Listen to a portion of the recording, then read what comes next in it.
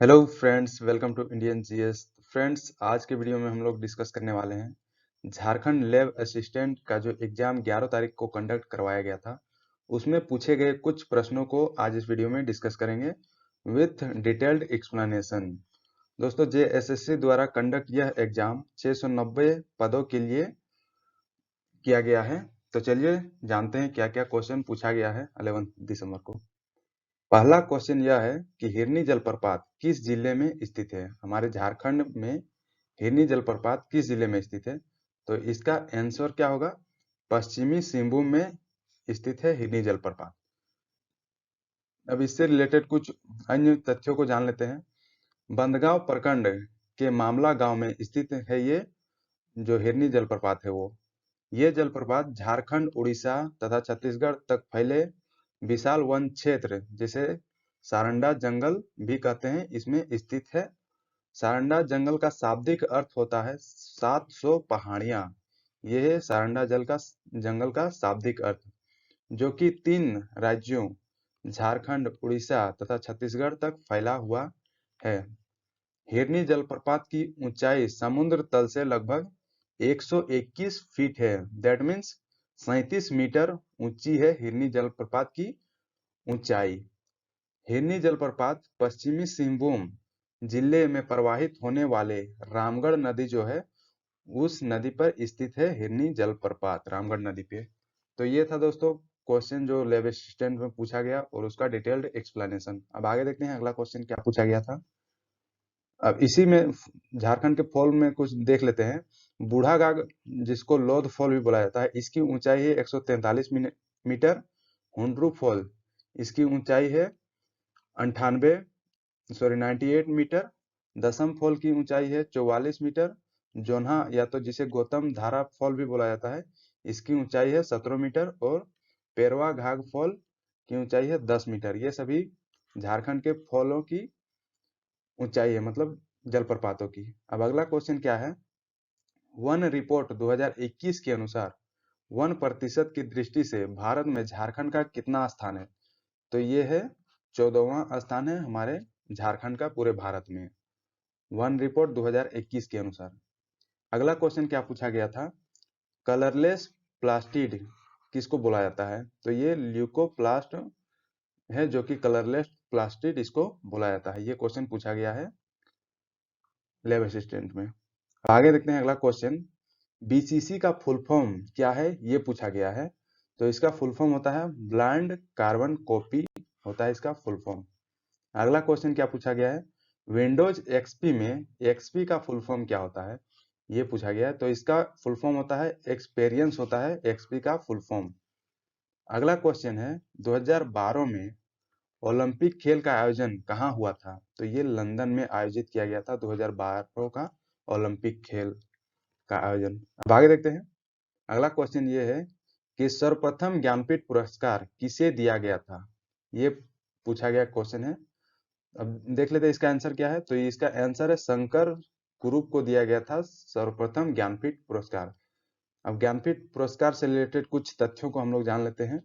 ज्ञानपीठ पुरस्कार भारतीय ज्ञानपीठ न्यास द्वारा भारतीय साहित्य के लिए दिया जाने वाला सर्वोच्च पुरस्कार है। ये पुरस्कार भारतीय ज्ञानपीठ न्यास द्वारा प्रदान किया जाता है, जो कि भारतीय साहित्य का सबसे ऊंचा पुरस्कार इसको माना जाता है।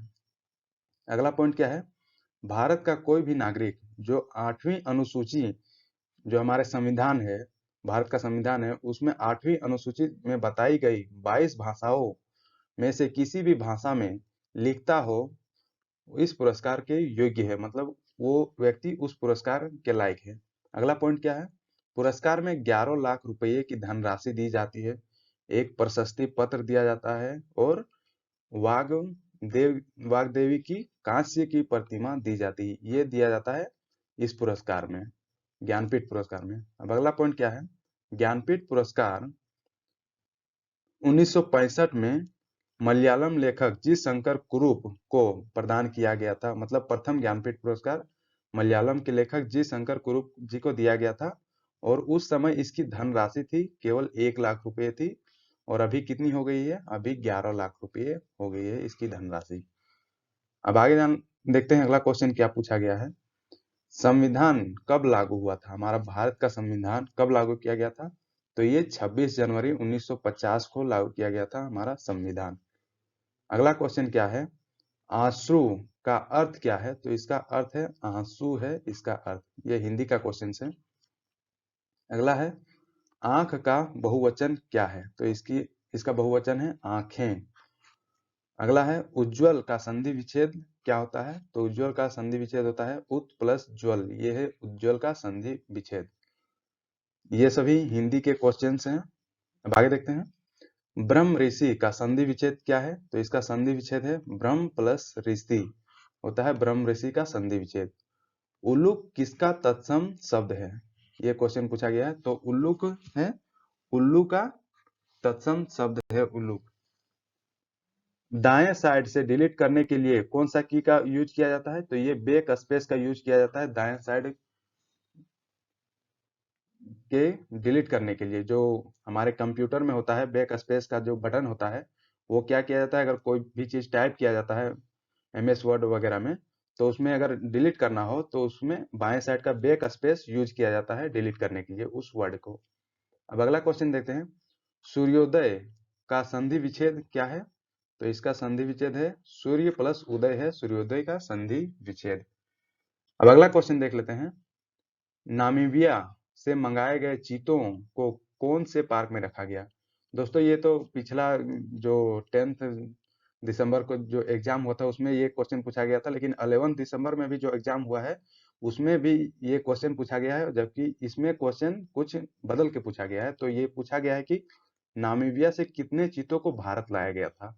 ये क्वेश्चन 11 दिसंबर का क्वेश्चन है और ये जो क्वेश्चन है ये 10 दिसंबर का क्वेश्चन है। तो ये इसका आंसर है 8 टोटल चीतों को लाया गया था नामीबिया से। अब इसमें कुछ देख लेते हैं, प्रधानमंत्री नरेंद्र मोदी के जन्मदिन के अवसर पर PM मोदी नामीबिया से 8 चीते लाए थे। और कुछ पॉइंट हैं जो देख लेते हैं, हालांकि ये मैंने पिछला वीडियो में ही डिस्कस कर चुका हूं, जो लोग नहीं देखे हैं वो जाके देख लें, लिंक डिस्क्रिप्शन में डाला हुआ है, फिर भी मैं एक बार देख लेता हूं जो लोग नए हैं उनके लिए। वाइल्ड सेंचुरी के तौर पर कुनो नेशनल पार्क की स्थापना 1981 में किया गया था और यह मध्य प्रदेश के श्योपुर और मुरैना जिलों तक फैला हुआ, मतलब ये 2 जिलों तक फैला हुआ है ये कुनो नेशनल पार्क। वर्ष 2009 में इस सेंचुरी में चीतों के पुनर्वास के लिए संभावित स्थल के तौर पर प्रस्तावित भी किया गया था, मतलब 2009 से ही ये काम जारी था। अगला पॉइंट है 17 सितंबर 2022 को यहाँ नामीबिया से नर तथा मादा चीते लाए गए हैं। ये कहाँ से लाए गए हैं? नामीबिया से लाए गए हैं और टोटल 8 चीते लाए गए हैं और ये प्रधानमंत्री नरेंद्र मोदी के जन्मदिन पर के अवसर पर लाए गए थे और कुन्नो नेशनल पार्क में रखा गया है जो कि मध्य प्रदेश में है। ये टोटल फैक्ट्स है जिसे आप याद कर लें ताकि और भी कोई नेक्स्ट एग्जाम हो तो उसमें भी पूछा जा सकता है, क्योंकि ये हॉट टॉपिक है और ये प्रधानमंत्री जी ने काफी इसको प्रमोट किया था। अब आगे देख लेते हैं अगला क्वेश्चन क्या है।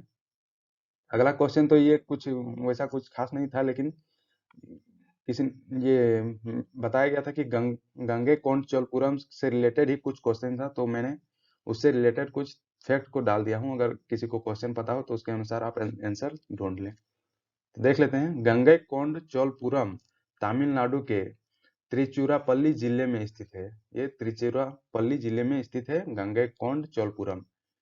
यह जयमंगकोंड सोलापुर से 10 किलोमीटर की दूरी पर स्थित है। जयमकोंड सोलापुर से 10 किलोमीटर की दूरी पर स्थित है गंगईकोंड चोलपुरम। प्राचीन काल में यह प्रख्यात नगर था, मतलब जो एंशियंट टाइम था उस टाइम यह एक काफी प्रसिद्ध सिटी हुआ करता था, नगर हुआ करता था।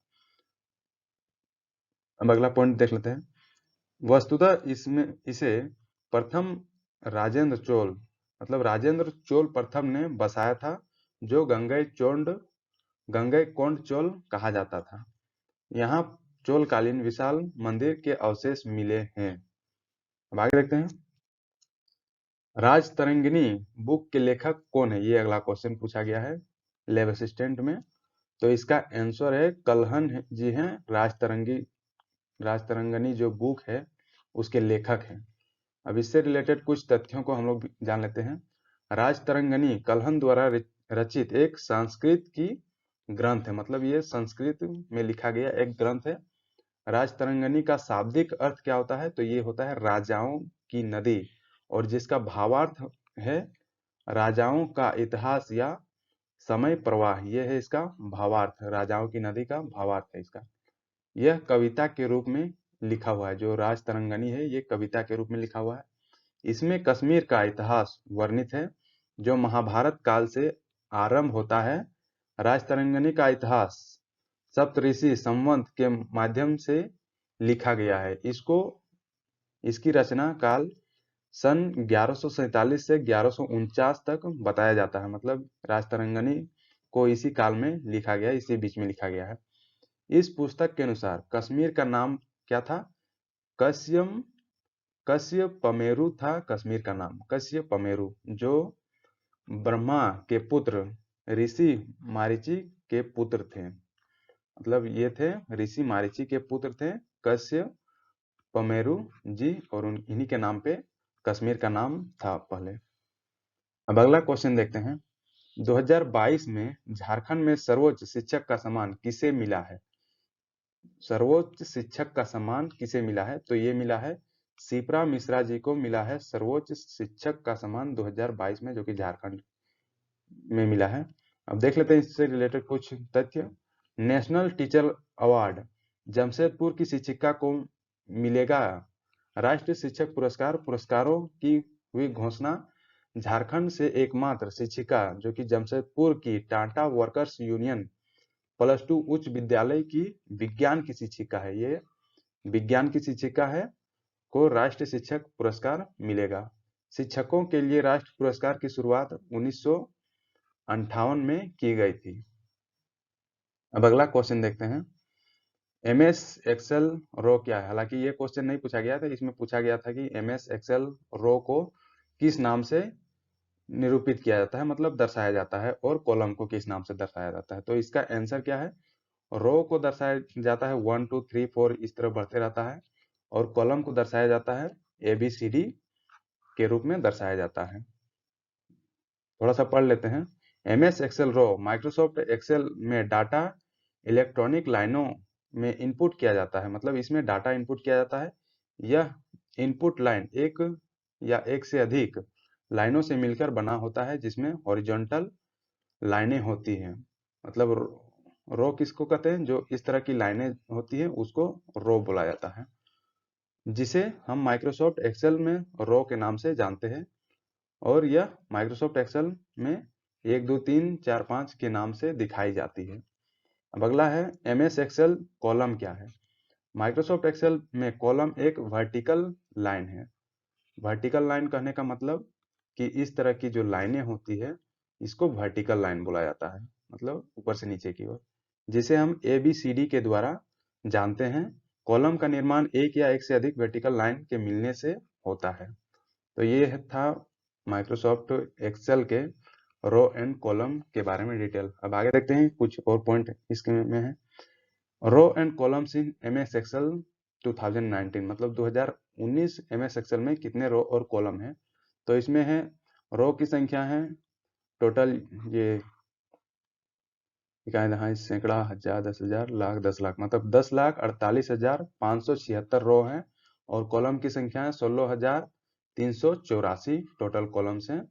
और ये जो 2019 का ये है, ये 2010 का ही एडवांस्ड वर्जन है माइक्रोसॉफ्ट एक्सेल का। अब अगला क्वेश्चन देखते हैं। नमक और अमोनियम क्लोराइड को कैसे अलग किया जाता है? ये क्वेश्चन पूछा गया है। तो ये इसका आंसर होगा सोडियम क्लोराइड, जो जिसे नमक बोलते हैं, और अमोनियम क्लोराइड का मिश्रण ऊर्ध्वपातन द्वारा पृथक किया जाता है। मतलब इस विधि को क्या बोला जाता है? ऊर्ध्वपातन बोला जाता है इस विधि को। अगला क्वेश्चन है सोडियम का इलेक्ट्रॉनिक विन्यास क्या है? इस तरह क्वेश्चन पूछा गया था और ऑप्शन दिया गया होगा, तो मैं डिस्कस कर देता हूँ। सोडियम का इलेक्ट्रॉनिक विन्यास का विस्तृत रूप है 1s2 2s2 और 2p6। ये है सोडियम का इलेक्ट्रॉनिक विन्यास, और इसका शॉर्ट फॉर्म है Ne3s1 है इसका शॉर्ट फॉर्म। सोडियम की परमाणु संख्या 11 होती है, और इसका इलेक्ट्रॉनिक विन्यास अगर हम अक्षर में देखें तो 281 इसका होता है, और ये इससे निरूपित किया जाता है। मतलब इसमें देखा जाता है कि किस सेल में कितना इलेक्ट्रॉन है, ये वगैरह। अब आगे देखते हैं। अगला क्वेश्चन पूछा गया था, हवा के मुख्य पर्यायवाची शब्द कौन कौन से हैं? तो ये है पवन, मरुत, वायु, वात, समीर और मारुत, ये सभी है हवा के पर्यायवाची शब्द। अगला क्वेश्चन क्या पूछा गया था, 12वीं पंचवर्षीय योजना कब शुरू किया गया था? तो ये शुरू किया गया था 2012 से 2017 तक शुरू किया गया था 12वीं पंचवर्षीय योजना, और ये योजना आयोग द्वारा शुरू किया गया था, और इसमें 10% की आर्थिक विकास दर हासिल करने का लक्ष्य निर्धारित किया गया था इस योजना में। तो ये था 12वीं पंचवर्षीय योजना से रिलेटेड कुछ तथ्य। अब आगे देखते हैं अगला क्वेश्चन। अगला क्वेश्चन एक मैथ का क्वेश्चन आया है, तो इसमें ये सॉल्व करने के लिए, सॉरी ये रीजनिंग का क्वेश्चन है, मैथ का नहीं है। तो इसको सॉल्व करने के लिए आया था, तो इसको चलते हैं सॉल्व करते हैं। इसमें क्या दिखाया गया है कि ये 2 है, 4 है, 3 है, 9 है, 4 है, इस तरह मतलब बढ़ते गया है। तो अब देख लेते हैं किस क्रम में ये बढ़ते गया है। ये 2 है तो इसका स्क्वायर किया गया है, मतलब 4, 2 गुना 2 बराबर 4। अब फिर यहाँ पर 3 है तो इसका स्क्वायर किया गया है, और जो कि 9 है, मतलब 3:3 = 9। अब यहाँ 4 लिखा हुआ है तो इसका स्क्वायर किया गया है, जो कि 16 है, मतलब 4:4 बराबर 16। अब यहाँ पर खाली स्पेस दिया गया है, तो इसी में आपको फिल करना है। ऑप्शन दिया गया होगा 6, 7, 8, जो भी 5 इस तरह ऑप्शन दिया गया होगा। तो इसमें क्या होगा, इसमें देखते हैं। तो अगला वर्ड क्या है, 25 है। तो ये किसका स्क्वायर है, 5 का स्क्वायर है, तो यहाँ पर होगा 5। तो इसका सही आंसर हो जाएगा 5। तो ये है रीजनिंग का क्वेश्चन। और भी रीजनिंग के बहुत सारे क्वेश्चन आए थे, लेकिन उन सभी को डिकोड करना काफ़ी मुश्किल हो रहा था टाइपिंग वगैरह में, तो मैंने नहीं किया। हालांकि इस तरह रीजनिंग के क्वेश्चन काफ़ी आसान थे। एक बताया गया था कि एक में +2 बढ़ता है, फिर बाद में फिर -3 हो जाता है, फिर +2 बढ़ता है, इस तरह करके कुछ था। तो आप देख लें आराम से। अब आगे देखते हैं। अगला क्वेश्चन क्या है, झारखंड की राजकीय पक्षी क्या है, पक्षी क्या है? तो ये झारखंड की राजकीय पक्षी कोयल है। हालांकि ये क्वेश्चन डायरेक्ट नहीं पूछा था, इसको घुमा के पूछा गया था कि कोयल का वैज्ञानिक नाम क्या है। तो देख लेते हैं। इसका वैज्ञानिक नाम है यूडाइनेमिस अस्कोलोपेकस है इसका वैज्ञानिक नाम, यूडाइनेमिस अस्कोलोपेकस। और भी कोयल के बहुत सारे प्रकार होते हैं, मतलब डिफरेंट वैरायटी के कोयल भी होते हैं। ये है एशियाई कोयल का वैज्ञानिक नाम, और ये जो अदर कंट्री में पाए जाते हैं उसका वैज्ञानिक नाम है कैक्युलस माइक्रोपटेरस। ये अगर दोनों में कोई भी ऑप्शन हो तो वो सही होगा। अब आगे देखते हैं। दोस्तों, तो ये था जितने भी क्वेश्चन हमको भेजे गए थे, हमको प्राप्त हुए, उन सभी का एक डिटेल्ड एक्सप्लेनेशन जो कि मैंने कर दिया हूँ। तो thank you for watching this video को लाइक शेयर जरूर करें अपने दोस्तों के साथ, जो भी एग्ज़ाम दे के आए हैं और जो अगले नेक्स्ट एग्ज़ाम की तैयारी कर रहे हैं, उन सभी के साथ। और कमेंट करके बताएं कि कैसा रहा वीडियो, और अगर किन्हीं को अगर और क्वेश्चन याद आ रहा हो तो वो कमेंट में बता सकते हैं। और जो लोग इस चैनल को सब्सक्राइब नहीं किए हैं, वो सब्सक्राइब जरूर कर लें इंडियन जीएस को, और सब्सक्राइब करके बेल आइकन जरूर दबाएं, ताकि आपको रेगुलर अपडेट मिलती रहे इस चैनल के थ्रू। तो थैंक यू दोस्तों फॉर वॉचिंग, मिलते हैं नेक्स्ट वीडियो में। Thank you.